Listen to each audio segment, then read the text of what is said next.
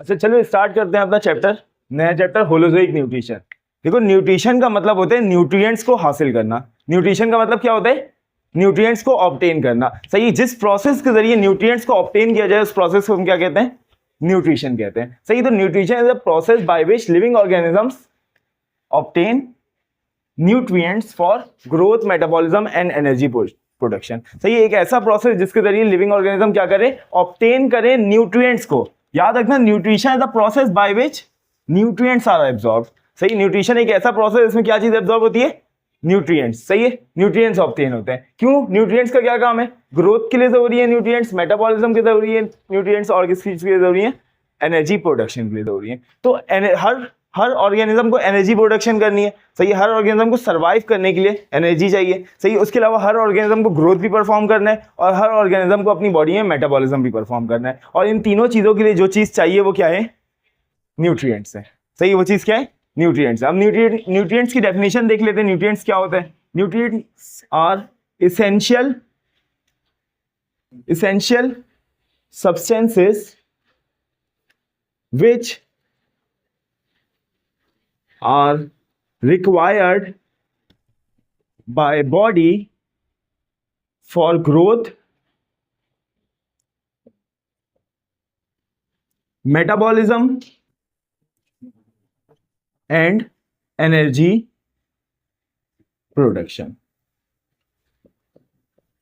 सही है, तो न्यूट्रिएंट्स उन एसेंशियल सब्सटेंसेस को कहते हैं जो बॉडी को रिक्वायर्ड है for growth, metabolism and energy production. समझ आता है? तो न्यूट्रिएंट्स को ब्रॉडली हम क्लासिफाई करते हैं into two types, autotrophic nutrition and heterotrophic nutrition. सही है, ऑटोट्रॉफिक न्यूट्रिशन वो न्यूट्रिशन होती है जिसमें ऑर्गेनिज्म क्या करते हैं? अपना खाना खुद से प्रिपेयर करते हैं, मतलब अपने लिए न्यूट्रिएंट्स को खुद से प्रिपेयर करते हैं, अपने लिए कार्बोहाइड्रेट्स को, प्रोटीन्स को, लिपिड्स को, जितने भी न्यूट्रिएंट्स हैं सबको खुद से प्रोड्यूस करते हैं। तो ऐसे ऑर्गेनिज्म को हम क्या कहते हैं? Autotrophic organism. सही है, दूसरे होते हैं हेटरोट्रॉफिक ऑर्गेनिज्म, जो अपने अंदर कोई भी न्यूट्रिएंट प्रोड्यूस नहीं कर सकते। तो ये क्या करते हैं? न्यूट्रिएंट को सराउंडिंग से, एनवायरमेंट से ऑब्टेन करते हैं। जैसे हम अपने अंदर कोई भी न्यूट्रिएंट बना नहीं सकते, तो हम न्यूट्रिएंट्स को क्या करते हैं? ऑब्टेन करते हैं सुबह शाम को। और ये जो हेटरोट्रॉफिक न्यूट्रिशन है ये फर्दर डिवाइडेड हो जाते हैं, बहुत सारे टाइप्स हैं। मतलब एनवायरमेंट से न्यूट्रिशन को ऑब्टेन करने के, न्यूट्रिएंट्स को ऑब्टेन करने के बहुत सारे तरीके हैं। जैसे कि सिम्बायोटिक न्यूट्रिशन, ऐसी न्यूट्रिएंट जिससे जिस ऑर्गेनिज्म से न्यूट्रिएंट्स हासिल किया जा रहा है उसको क्या पहुंचाया जाए? फायदा पहुंचाया जाए। ऐसी टाइप की न्यूट्रिशन क्या कहलाती है? Symbiotic nutrition. सही है, इसके अलावा पैरासाइटिक न्यूट्रिशन, यानी किसी ऑर्गेनिज्म से न्यूट्रिएंट्स को हासिल किया जाए और उसको क्या कर दिया जाए? नुकसान पहुंचा दिया, उसका हार्म कर दिया जाए। तो इस तरह की न्यूट्रिशन क्या कहलाएगी? Parasitic nutrition. सही है। अच्छा, ऐसी न्यूट्रिशन जो डेड ऑर्गेनिक मैटर से हासिल की जाए, ऐसी न्यूट्रिशन कैसे क्या कहलाती है? Saprotrophic nutrition. और लास्ट टाइप है होलोजोइक न्यूट्रिशन, जिसको हम अभी पढ़ने जा रहे हैं, होलोजोइक न्यूट्रिशन, इसको डिटेल में। अच्छा, अब होलोजोइक न्यूट्रिशन क्या होती है? Holozoic nutrition is a type of nutrition in which organism obtain nutrients in 5 different steps. Holozoic nutrition nutrition की एक ऐसी टाइप है, holozoic nutrition the type of nutrition, एक ऐसी टाइप है न्यूट्रिशन की जिसमें न्यूट्रिएंट्स को ऑब्टेन किए जाते हैं इन 5 डिफरेंट स्टेप्स। सही है, इसको मैं एक ओवरव्यू की तरह बताता हूं। देखो, होलोजोइक न्यूट्रिशन जिन ऑर्गेनिज्म में होती है वो न्यूट्रिएंट्स को किस तरह ऑब्टेन करते हैं? सबसे पहले वो एक खाना खाते हैं, फूड खाते हैं। सही है, वो फूड कॉम्बिनेशन होता है न्यूट्रिएंट्स का और वेस्ट प्रोडक्ट का। जो खाना होता है वो क्या होता है? उसके अंदर वेस्ट भी होता है और उसके अंदर न्यूट्रिएंट्स भी होते हैं। तो उसको सबसे पहले इंजेस्ट किया जाता है, उसको क्या किया जाता है? इंगल्फ किया जाता है, यानी खाया जाता है। खाने के बाद उसको क्या किया जाता है? डाइजेस्ट, यानी तोड़ा जाता है। उसको तोड़ के उसके अंदर से न्यूट्रिएंट्स को अलग कर दिया जाता है और वेस्ट को अलग कर दिया जाता है। उसके बाद उन न्यूट्रिएंट्स को क्या कर लिया जाता है? एब्जॉर्ब कर लिया जाता है। और उसको एब्जॉर्ब करने के बाद क्या कर लिया जाता है? मेटाबॉलिज्म के लिए, ग्रोथ के लिए और रिपेयर के लिए इस्तेमाल कर लिया जाता है, एनर्जी प्रोडक्शन के लिए इस्तेमाल कर लिया जाता है। और जो वेस्ट बच जाता है उसको बॉडी से निकाल दिया जाता है। तो इस तरह से कोई अगर न्यूट्रिएंट्स को हासिल करता है तो इस तरह की न्यूट्रिशन को क्या कहेंगे? Holozoic nutrition. आगे बात समझिए, तो इसमें कितने स्टेप्स है? 5 स्टेप। सबसे पहले इंजेक्शन परफॉर्म करने की। इंजेक्शन क्या है? एक ऐसा प्रोसेस है जिसमें ऑर्गेनिज्म क्या करता है? फूड को इंगल्फ करता है। फूड को क्या करता है? इंगल्फ करता है, यानी खाना खाता है। सही है, समझ में आ गई बात? तो इंजेक्शन एक ऐसा प्रोसेस जिसमें इंसान फूड को क्या करता है? इंगल्फ करता है। उसके बाद उस खाने को क्या करते हैं? डाइजेस्ट। उस फूड को क्या करते हैं? डाइजेस्ट। सही है, तो डाइजेशन क्या है? The process by which complex food is broken down into simpler food. एक ऐसा प्रोसेस जिसमें कॉम्प्लेक्स फूड, जो एक कॉम्प्लेक्स खाना है, वो किसमें टूट जाए, सिंपलर फूड में टूट जाए। या फिर दूसरी डेफिनेशन इसकी हम कह सकते हैं the process by which indiffusible food particles, the process by which indiffusible food particles are broken down into diffusible food particles. अब मैं इसकी मिसाल देता हूं, देखो ये हमारा स्टमक है, सही, ये हमारा स्टमक है। स्टमक किससे बना हुआ है, सेल से बना हुआ है, सही है। इस तरह स्टमक बना हुआ है सेल से। अब देखो, अब एक खाना आया, ये खाना बहुत बड़ा है और कॉम्प्लेक्स भी है, सही है। अगर इसको तोड़ के, इस खाने को तोड़ दिया जाए इनटू सिंपलर फॉर्म, तो इसको डाइजेशन कहेंगे। इसको क्या कहेंगे, डाइजेशन कहेंगे। दूसरी डेफिनेशन क्या है, ये एक खाना आया, ये एक फूड आया, इंजेस्ट हो गए, सही है। अब इसको क्या कर दिया जाए, इसको, ये है इनडिफ्यूजिबल फूड पार्टिकल। इनडिफ्यूजिबल का मतलब क्या है, ये देखो, इस स्टमक के पीछे ब्लड वेसल्स होंगी और जो भी हम खाएंगे वो कहां एब्जॉर्ब हो जाएंगे, अल्टीमेटली ब्लड में एब्जॉर्ब हो जाएंगे, यानी ब्लड में चली जाएंगी, सही है। अब ये जो इतना बड़ा खाना है, क्या इतना बड़ा खाना ब्लड में जा सकता है, नहीं जा सकता। मतलब इसका मतलब ये जो फूड है ये ब्लड में डिफ्यूज नहीं हो सकता। तो ये कैसा खाना है, ये कैसा फूड है, ये है इनडिफ्यूजिबल फूड पार्टिकल, सही है। तो हमने जो खाना खाया वो कैसा है, इनडिफ्यूजिबल फूड पार्टिकल है। तो इसको तोड़ दिया जाए, इसको ब्रोकन डाउन कर दिया जाए इनटू डिफ्यूजिबल, ये जो छोटे छोटे सिंपलर फॉर्म है ये डिफ्यूज हो सकते हैं ब्लड में, हो सकते हैं ना, ये सेल के अंदर चले जाएंगे और सेल के अंदर से ब्लड में चले जाएंगे। तो ये जो छोटे छोटे से पार्टिकल्स हैं ये डिफ्यूजिबल फूड पार्टिकल्स हैं। तो डाइजेशन क्या है, डाइजेशन एक ऐसा प्रोसेस इसमें इनडिफ्यूजिबल फूड पार्टिकल्स को तोड़ दिया जाए इनटू डिफ्यूजिबल फूड पार्टिकल्स। या फिर डाइजेशन को एक सिंपल टर्म से समझ सकते हैं हम, digestion is another term for breakdown. कहीं पे भी ब्रेकडाउन हो हम उसको क्या कह सकते हैं, डाइजेशन कह सकते हैं। समझ में आ गई बात। अच्छा, इसके बाद अब देखो, सबसे पहले खाने को इंजेस्ट किया, इंजेस्ट करने के बाद क्या कर लिया, उसको डाइजेस्ट कर लिया, यानी तोड़ दिया। अब तोड़ने के बाद न्यूट्रिएंट्स को क्या कर लेंगे, एब्जॉर्ब कर लेंगे, न्यूट्रिएंट्स को एब्जॉर्ब कर लेंगे। तो nutrients is then absorb by the body, nutrients को एब्जॉर्ब कर लेंगे, सही है। उसके बाद क्या करेंगे, एसिमिलेशन। एसिमिलेशन क्या है, एसिमिलेशन एक ऐसा प्रोसेस है जिसमें जो एब्जॉर्ब करदा न्यूट्रिएंट्स है उनको क्या कर लिया जाता है, इस्तेमाल कर लिया जाता है ग्रोथ के लिए, मेटाबॉलिज्म के लिए और एनर्जी प्रोडक्शन के लिए। आगे बात समझ में। तो सबसे पहले हम क्या करेंगे, इंजेक्शन, इंजेक्शन के डाइजेशन, डाइजेशन के बाद जो डाइजेस्टेड न्यूट्रिएंट्स होंगे उनको एब्जॉर्ब कर लेंगे और एब्जॉर्ब करने के बाद उनकी एसिमिलेशन कर लेंगे, यानी उनको इस्तेमाल कर लेंगे, यूटिलाइज कर लेंगे। तो assimilation is utilisation of absorb nutrients. तो एसिमिलेशन क्या है, यूटिलाइजेशन ऑफ एब्जॉर्ब न्यूट्रिएंट्स, सही है। अच्छा, एसिमिलेट कर लिया हमने, सही है। अब मैंने बताया था जो एक फूड होता है, ये जो एक खाना होता है, इसके अंदर दो चीजें होती हैं। कुछ चीजें ऐसी होती हैं जो डाइजेस्टिबल होती हैं, जिसको हम डाइजेस्ट कर सकते हैं यानी तोड़ सकते हैं, और कुछ चीजें ऐसी होती हैं जो क्या होती हैं, इनडाइजेस्टिबल होती हैं। क्या होती हैं, इनडाइजेस्टिबल। डाइजेस्टिबल को तो हम डाइजेस्ट कर लेंगे, तोड़ लेंगे और उसको एब्जॉर्ब कर लेंगे। जो इनडाइजेस्टिबल है, जिनको हम तोड़ नहीं सकते, ब्रेक नहीं कर सकते, क्या हम वो हमारे किसी काम के, वो खाना किसी काम का नहीं। जिसको हम तोड़ नहीं सकते उसको एब्जॉर्ब भी नहीं कर सकते, जाहिर सी बात है। किसी भी बड़े फूड को हम यहाँ पे कॉम्प्लेक्स फूड को एब्जॉर्ब नहीं कर सकते, उसको सिंपलर फॉर्म में तोड़ना होगा। तो हर वो चीज जिसको हम सिंपलर फॉर्म में तोड़ सकें उसको हम क्या कहते हैं, डाइजेस्टिबल। और हर वो चीज जो जिसको हम सिंपलर फॉर्म में नहीं तोड़ सके वो क्या होता है, इनडाइजेस्टिबल, सही। तो जो डाइजेस्टिबल होता है ये हमारे लिए होता है न्यूट्रिएंट्स, जिसको हम एब्जॉर्ब करते हैं और इस्तेमाल करते हैं। अब खाने को जब तोड़ा जाएगा तो डाइजेस्टिबल चीज तो डाइजेस्ट हो जाएगी, मगर जो इनडाइजेस्टिबल चीज होगी वो क्या होगी, डाइजेस्ट नहीं हो पाएगी। तो इसको, ये हमारे किसी काम का है नहीं है, तो ये क्या है, हमारे लिए वेस्ट है, मतलब बेकार है, हमारे किसी काम का नहीं है, मतलब वेस्ट है, सही है। तो इसको क्या करना होगा, बॉडी से बाहर निकालना होगा। तो अब क्या करेंगे, सबसे पहले इंजेशन कहते हैं, यानी इंजेशन ऑफ द फूड, खाने को अंदर डाल देते हैं। उसके बाद हमने क्या किया, ईजेशन। ईजेशन का मतलब खाने को बाहर निकालना, सही था। तो process by which undigested and unabsorbed food materials are expelled out of the body. एक ऐसा प्रोसेस जिसमें अनडाइजेस्टेड और अनएक्सपेल्ड फूड को क्या कर दिया जाता है, बॉडी से बाहर निकाल।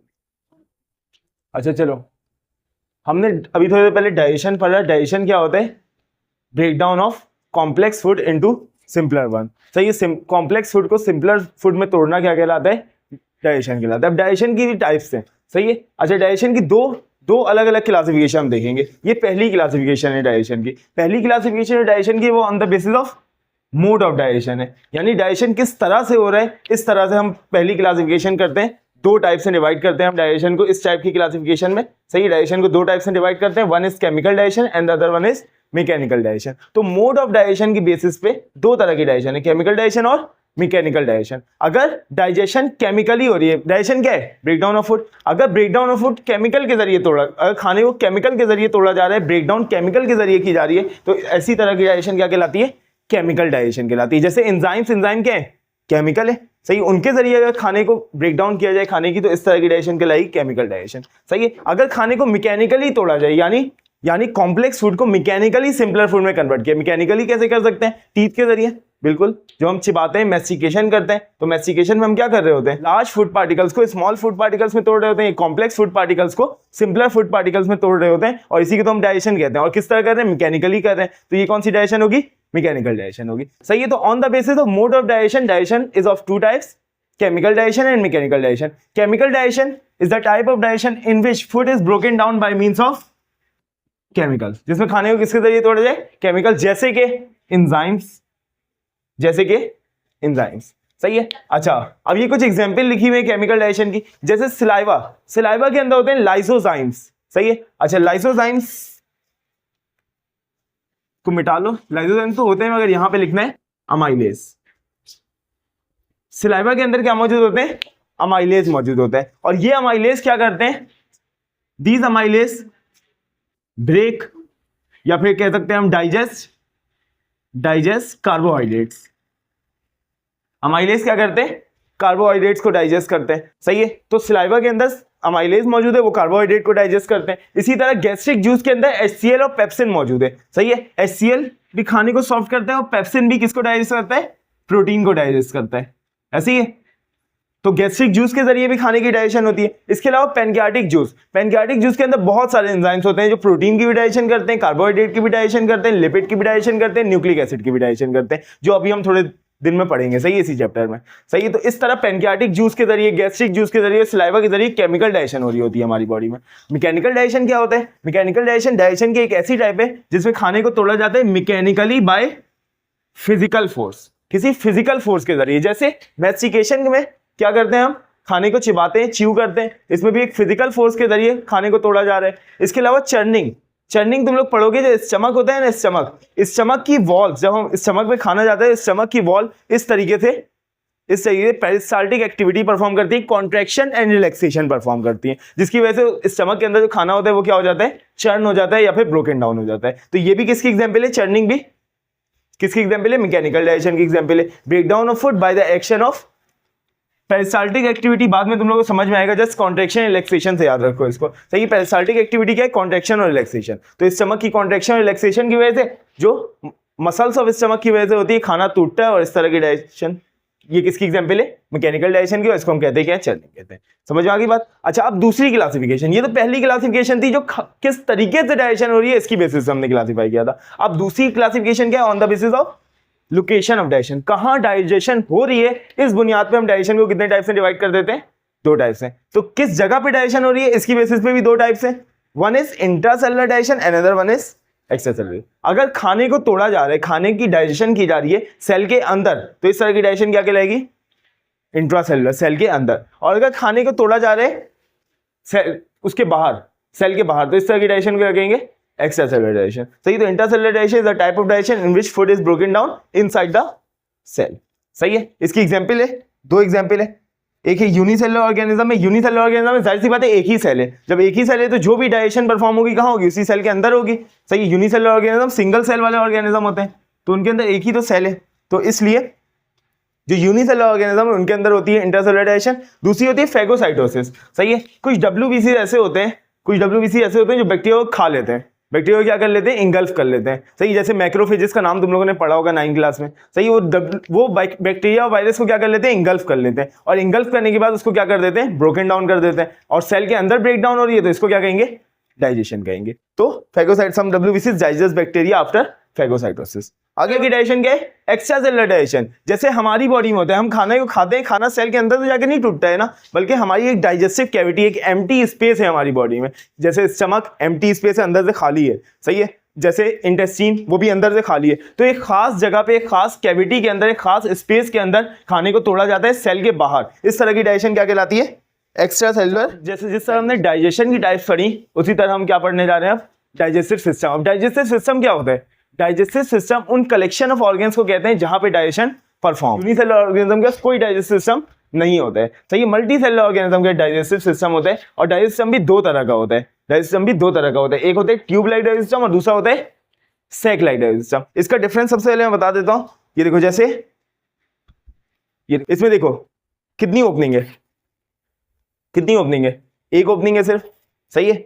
अगर इसको मार्कर डालना होगा तो ये पेन ये यहीं से डालेगी, और जब इसको निकालना होगा तो ये यहीं से निकालेगी, ऐसी है, सही है। तो एक ही ओपनिंग है पेन अंदर डालने के लिए, और एक ही दूसरी वही ओपनिंग है पेन बाहर निकालने के लिए भी। तो ये तो ये क्या है? ये सैक की तरह, ये क्या है? सैक लाइक है, सही है। अच्छा, इसी अब सैक लाइक डाइजेस्टिव में क्या होगा? सैक लाइक डाइजेस्टिव में ऐसा होगा कि सिर्फ एक ओपनिंग मौजूद होगी डाइजेस्टिव सिस्टम के अंदर, और उसी से खाना अंदर जाएगा, और उसके बाद खाने की डाइजेशन होगी, और डाइजेशन के बाद जो वेस्ट प्रोडक्ट है इसी ओपनिंग से बाहर आएगा, सही है। और वो ओपनिंग माउथ होती है, यानी माउथ से खाना भी खाते हैं और माउथ से वेस्ट प्रोडक्ट को बाहर भी निकालते हैं। अच्छा, ट्यूब लाइक डाइजेस्टिव में क्या होगा? ट्यूब लाइक डाइजेस्टिव सिस्टम में डाइजेस्टिव सिस्टम किसकी तरह होगा? ट्यूब की तरह होगा। ट्यूब देखिए, पाइप देखा है घर में? पाइप की इस तरफ से ही पाइप खुला हुआ होता है और इस तरफ से ही पाइप खुला होता है, दोनों तरफ से खुला होता है। तो जो ट्यूब लाइक डाइजेस्टिव सिस्टम होगी उसमें कितनी ओपनिंग्स होंगी? दो ओपनिंग्स। एक होगा पानी, जैसे पाइप होता है, पाइप में एक जगह से पानी अंदर जाता है, दूसरी जगह से पानी बाहर आता है। तो उसी तरह ट्यूब लाइक डाइजेस्टिव में दो ओपनिंग होगी, एक चीज से खाना अंदर जाएगा और दूसरी ओपनिंग से खाना बाहर आएगा। डाइजेस्टिव की कितनी ओपनिंग होगी? दो ओपनिंग होगी। और इसमें डाइजेस्टिव की कितनी ओपनिंग होगी? एक ओपनिंग होगी। Digestive system has two openings, सही है। तो सबसे पहला डिफरेंस क्या है? ट्यूब लाइक डाइजेस्टिव में डाइजेस्टिव के कितनी ओपनिंग्स होंगी? दो ओपनिंग्स। बस याद रखना, डाइजेस्टिव सिस्टम ट्यूब की तरह, जैसा ट्यूब में दो ओपनिंग होती है, उसका डाइजेस्टिव में भी दो ओपनिंग होगी। सैक लाइक डाइजेस्टिव में डाइजेस्टिव किसकी तरह होगा? सैक की तरह होगा, और उसमें कितनी ओपनिंग होगी?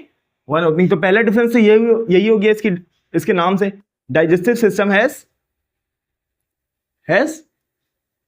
One opening, only one opening, सही है। दूसरा डिफरेंस, अच्छा यहां पे जो दो ओपनिंग होगी ट्यूब लाइक डाइजेस्टिव में, इन दोनों का नाम होगा, सही है। एक ओपनिंग, फर्स्ट ओपनिंग होगी माउथ, एंड सेकेंड ओपनिंग क्या होगी? एनस।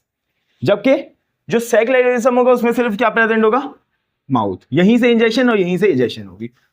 अच्छा, दूसरा डिफरेंस क्या है? दूसरा डिफरेंस ये हो गया कि इंजेक्शन यानी खाने को इंगल्फ करना, and ejection occur through different openings. Injection और इजेक्शन दोनों की अलग अलग ओपनिंग से होगी, सही है। दोनों अलग अलग ओपनिंग से होंगी। जैसे फॉर इंजेक्शन के लिए क्या मौजूद होगा? माउथ। और फॉर इजेक्शन के लिए क्या मौजूद होगा? एनस, सही। अच्छा, जबकि अगर यही डिफरेंस सेम कंपेयर करें इसको सैक लाइक डाइजेस्टिव में सिर्फ एक ओपनिंग है, इंजेक्शन और इजेक्शन दोनों के लिए। तो injection and ejection occur through single opening which is mouth।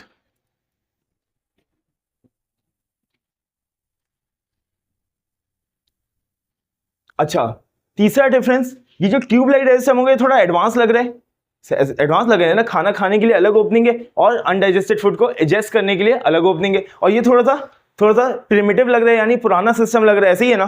तो ये जो है ट्यूब लाइक डाइजेस्टिव किसमें होते हैं? It is found in advance animals. ये किसमें पाए जाते हैं?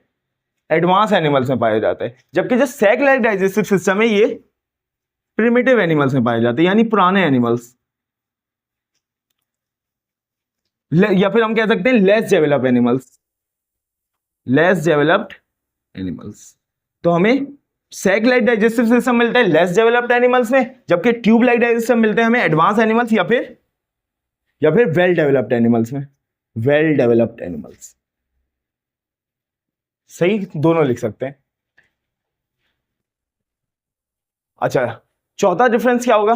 अच्छा, क्योंकि ये tube like digestive advance animals में होते हैं, तो डाइजेस्टिव सिस्टम के बाहर बहुत मसल्स की लेयर भी होगी, जैसे हमारी ओरल कैविटी भी हमारे डाइजेस्ट सिस्टम का पार्ट है, सही। तो इसके गिर्द देखो जॉ की मसल्स हैं, जिसके जरिए हम फोर्स लगा के चर्निंग कर सकते, वो मैस्टिकेशन कर सकते हैं, च्यूइंग कर सकते हैं, ऐसे ही है ना, ये जॉ की जो मसल्स हैं। इस तरह हमारे स्टमक के गिर्द भी 3 मसल्स होती हैं, जिससे वो चर्निंग परफॉर्म करता है। तो ये जो एडवांस एनिमल्स होते हैं, इनमें digestive system is supported by muscles. Advance animal में डाइजेस्टिव सिस्टम मसल से सपोर्टेड होता है, सही। Digestive system is supported by muscles. क्योंकि ये ट्यूब लाइक डाइजेस्टम एडवांस एनिमल्स में होते हैं, तो ट्यूब लाइक डाइजेस्टम में डाइजेस्टिव सिस्टम सपोर्टेड होता है किससे? मसल से। जबकि सैक लाइक डाइजेस्टिव सिस्टम में digestive system is not supported by muscles.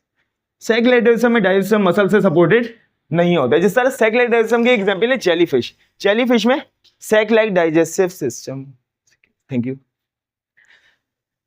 हाँ, तो सैक लाइक डाइजेस्टम किस में पाया जाता है? सैक लाइक डाइजेस्टम पाया जाता है जेलीफिश में। जेलीफिश में लगता है कोई मसल होगा, जेलीफिश में तो ट्रांसपेरेंट होती है, उसमें मसल कहां से होगा, सही है। तो उसमें डाइजेस्टिव सिस्टम मसल से सपोर्टेड नहीं होता है, सही है। अच्छा, अब मुझे एक बात बताओ, ट्यूब लाइक डाइजेस्टिव सिस्टम में डाइजेस्टिव सिस्टम मसल से सपोर्टेड है और सैक लाइक डाइजेस्टम में डाइजेस्टिव मसल से सपोर्टेड नहीं है। तो मुझे बताओ मैकेनिकल डाइजेशन किस में होगी? ट्यूब लाइक में होगी, जिसमें मसल्स प्रेजेंट होगी वहीं मैकेनिकल डाइजेशन होगी। और इसमें सिर्फ कौन सी डाइजेशन होगी? केमिकल डाइजेशन होगी। और इसमें मैकेनिकल और केमिकल दोनों होगी, सही है। तो पांचवा डिफरेंस क्या है? Both mechanical and chemical digestion take place. दोनों, मैकेनिकल डाइजेशन भी होगी, केमिकल डाइजेशन भी होगी। जबकि सैक लाइक डाइजेशन में क्या होगा? Only chemical digestion takes place. सिर्फ केमिकल डाइजेशन होगी। और इसकी वजह क्या है सिर्फ केमिकल डाइजेशन होने की? सिर्फ सैक लाइक डाइजेशन जिन ऑर्गेनिज्म के अंदर होता है उनमें सिर्फ केमिकल डाइजेशन क्यों होती है? क्योंकि मसल से सपोर्टेड नहीं होते उनका डाइजेशन। और उनका डाइजेशन मसल से सपोर्टेड क्यों नहीं होते? क्योंकि वो पुराने एनिमल्स हैं, लेस डेवलप एनिमल्स, सही से बने हुए एनिमल्स नहीं है, सही से डेवलप्ड एनिमल्स नहीं है, सही है। और ट्यूब लाइक डाइजेशन में दोनों मैकेनिकल और केमिकल दोनों क्यों होते हैं? क्योंकि डाइजेशन मसल से सपोर्टेड है। और डाइजेशन क्यों मसल से सपोर्टेड है? क्योंकि एनिमल्स कैसे हैं? एडवांस है, वेल डेवलप्ड है, सही है। अच्छा, छठा डिफरेंस क्या है? छठा डिफरेंस है many enzymes are present due to complex nature of food.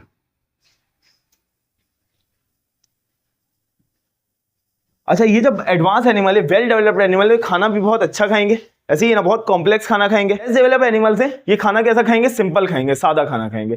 होगा ऐसा या नहीं होगा? जितने कॉम्प्लेक्स ऑर्गेनिज्म जितने कॉम्प्लेक्स होते जाते हैं वो उतना ज्यादा कॉम्प्लेक्स खाना खाते जाते हैं, और ऑर्गेनिज्म जितने सिंपल होते जाते हैं वो उतना ज्यादा सिंपल खाना खाते हैं, सही है। तो क्योंकि ये कॉम्प्लेक्स खाना खाएंगे, क्योंकि एडवांस एनिमल्स हैं तो कॉम्प्लेक्स खाना खाएंगे, तो कॉम्प्लेक्स नेचर ऑफ फूड की वजह से उस खाने को तोड़ने के लिए हमें बहुत सारे एंजाइम चाहिए, बहुत सारे अलग अलग तरह के एंजाइम चाहिए। ऐसे ही होगा या नहीं होगा? बिल्कुल। और अगर वो इतना ज्यादा एडवांस नहीं है तो वो कैसे खाना खाएंगे?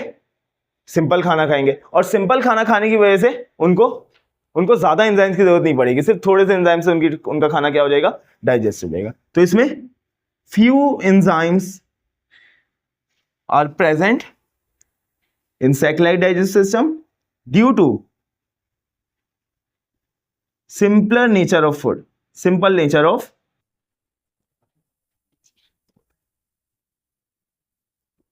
यही तो, खाने के सिंपल नेचर की वजह से इनके पास बहुत थोड़े से एंजाइम्स होते हैं।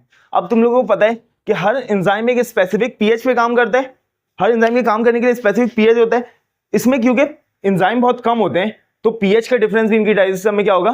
बहुत कम होगा। यानी पूरे डाइजेशन का तकरीबन एक ही पीएच होगा कि थोड़े से एंजाइम्स हैं, सही है। मगर हमारे या किसी कॉम्प्लेक्स ऑर्गेनिज्म में अगर देखो एडवांस एनिमल में, तो उसमें एंजाइम्स बहुत सारे हैं, और बहुत सारे अलग अलग एंजाइम्स होने की वजह से सबको अलग अलग पीएच भी प्रोवाइड करना होगा। इसलिए अगर हम देखें हमारे सलाइवा का पीएच, ओरल कैविटी का पीएच अलग होता है, स्टमक का पीएच एसिडिक होता है, इंटेस्टाइन का पीएच बेसिक होता है, सही। क्यों अलग अलग पीएच ही होते हैं?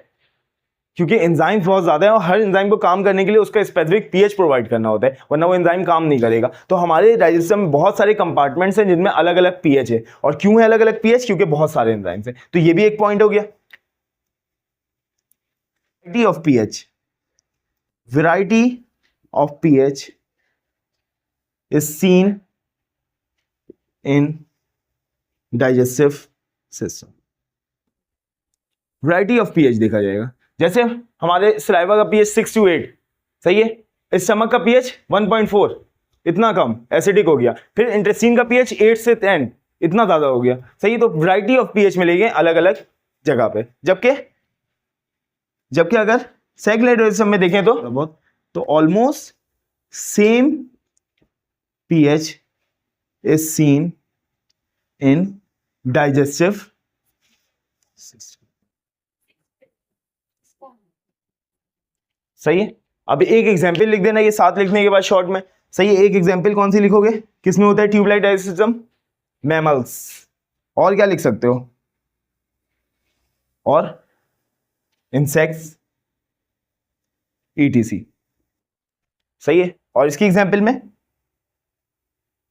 जेलीफिश, क्योंकि नाम बता दी हूं तो तुम लोग को याद रह गया होगा। इसके अलावा प्लेनेरिया याद कर लेना, एक प्लेनेरिया, ईटीसी, सही है। तो ये हो गया ट्यूबलाइट और सेक्युलरिट सिस्टम।